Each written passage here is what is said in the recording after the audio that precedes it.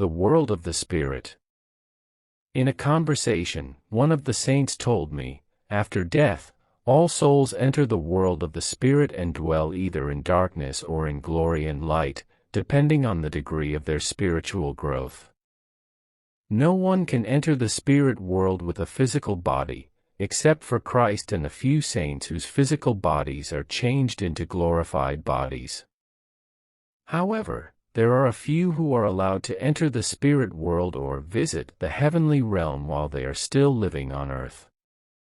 As 2 Corinthians 12 verse 2 says, I know a man in Christ who was lifted up 14 years ago to the third heaven, either in his body I know not, or out of his body I know not, but God only. After this conversation, the saints led me to see more amazing things and places. There I saw thousands of souls coming from all directions, guarded by angels, reaching the spiritual realm continuously. The good souls were accompanied by angels and the spirits of friends and relatives, and were escorted from their deathbeds to the spirit world, and the evil spirits were not allowed to come near them, but at most stood at a distance and watched. Then I saw that many evil spirits were gathered around the bed of a dying man to disturb him, but at the same time the angels stood at a distance to prevent them from inflicting harm on him by evil means at will. As these wicked men were fond of being tempted by the evil spirits while they were alive, they had to follow them after death. Even the heavenly messengers are not permitted by the Father to interfere with the free will of mankind, so many people have a very different division after death because of their earthly choices, and once they reach the world of the spirits, their careers begin to be very different and separate.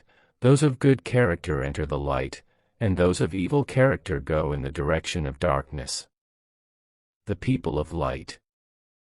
People of the light. Immediately after the soul of man reaches the world of spirits, good and evil are separated. On earth, good and evil are mixed together, but once they enter the spirit world, the situation is different. Several times I have seen good spirits, i.e., children of light, immersed in the ocean of transparency and clarity like the air as soon as they enter the world of the spirit. There the spirit can be strengthened and refreshed.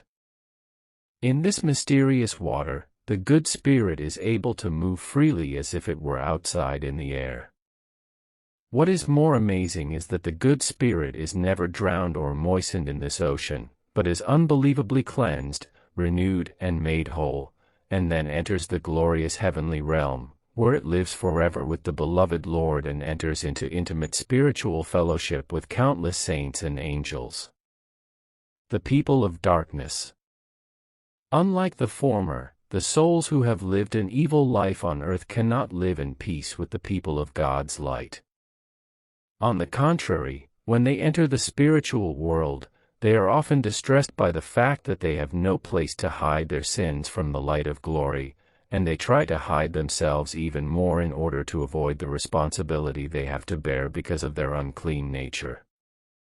In the lowest and darkest part of the spirit world, the stinking smoke rises constantly, and these people of darkness are forced to throw themselves into the darkness of the abyss, where you hear constantly the cries of remorse and pain, and the cries of bitterness. But the spirits in heaven cannot see the smoke or hear these bitter cries, for there is an abyss between them, but the spirits in heaven, for special reasons, can see the state of the evil spirits in the darkness, and this is a different matter. The death of a young child. When a young child died of pneumonia, I saw a group of angels come to his bedside to greet his soul and escort him to the spirit world. I wish the mother could have seen this amazing sight. Then I heard one of the angels say, "You see, although the mother of this child will be saddened by this brief parting, she will be happy to see her child in heaven in a few decades." Soon the angels take the souls of the young children to a special place in the glorious heavens, a special place reserved for the young children, where the angels will give them all the necessary wisdom in heaven. And the children will grow up to become like one of the angels. After a period of time, the mother will also die. Then the angelic child will come with the angels to his mother's bedside, greet her soul, and say to her, "Mother, do you recognize me? I am your son, Theo." The mother's heart was filled with joy at these words, and then tears like flowers fell down. What a touching sight it was! After that, they walked slowly, and as they did so, he explained to his mother the sights around them.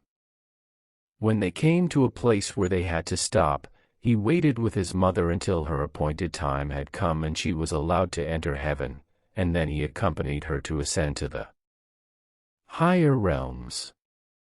There are many surprising things and untold glory surrounding him.